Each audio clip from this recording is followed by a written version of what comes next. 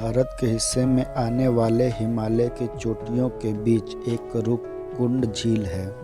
रूपकुंड झील में एक अरसे से इंसानी हड्डियां पाई जाती हैं।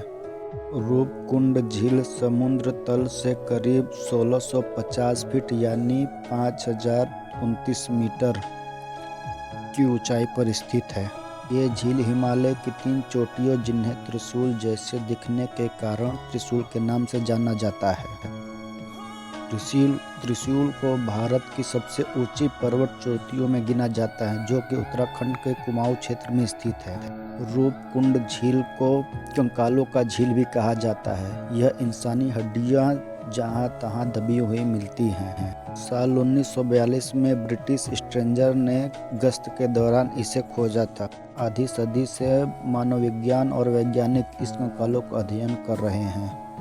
बड़ी संख्या में पर्यटक यहाँ आते हैं और यह झील उनकी जिज्ञासा का कारण बना हुआ है कि ज़्यादा वक्त तक झील का पानी जमा रहता है, लेकिन मौसम के हिसाब से झील का आकार घटता बढ़ता रहता है। जब झील पर बनी बर्फ पिघल जाता है तब इंसानी कंकाल दिखाई पड़ता है।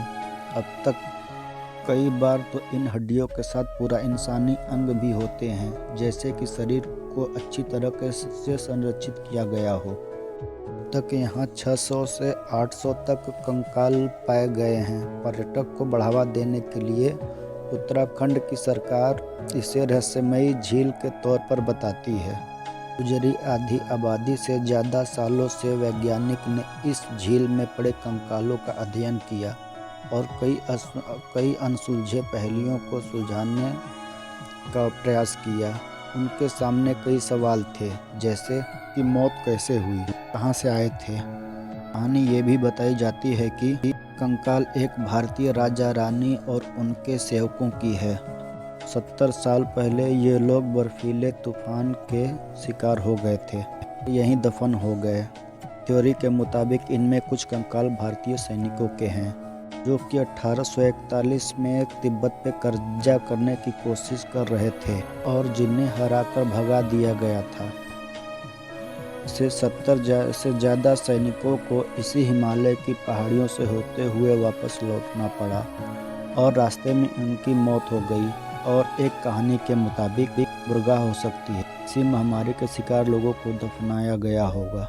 गांव में एक प्रचलित गीत भी गाया जाता है कि यहाँ पूजे जाने वाली नंदा देवी ने एक जैसा सख्त तूफान खड़ा किया के कारण झील पार करने वालों की मौत हो गई। ये यही झील में समा गए कि सबसे ऊंची चोटी नंदा देवी है। इसका नाम इसी देवी के नाम पर रखा गया है। लोग को लेकर किए गए शुरुआती अध्ययन में सामान्य से कुछ ज़्यादा लंबे थे। इससे ज़्यादा लोग मध्यम आयु वर्ग के थे।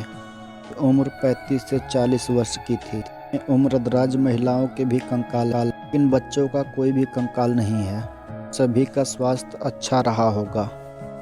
आमतौर पर यह माना जाता है कि ये कंकाल एक ही समूह के लोगों की हो सकती है।